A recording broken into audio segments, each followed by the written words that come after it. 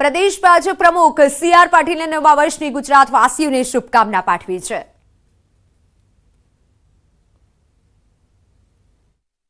Corona પછી આ વર્ષે દિવાળી આખા દેશના તમામ લોકોએ ખૂબ ઉત્સાહ અને ઉમંગથી ઉજવી છે.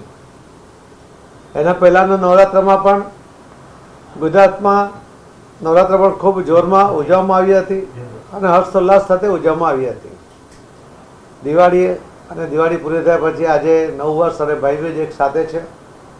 હું આપ સૌના માધ્યમથી ગુજરાતના સૌ ભાઈ બહેનોને દિવાળીની અને નવા વર્ષની અને ભાઈબીજની એક સાથે શુભેચ્છા પાઠવું છું.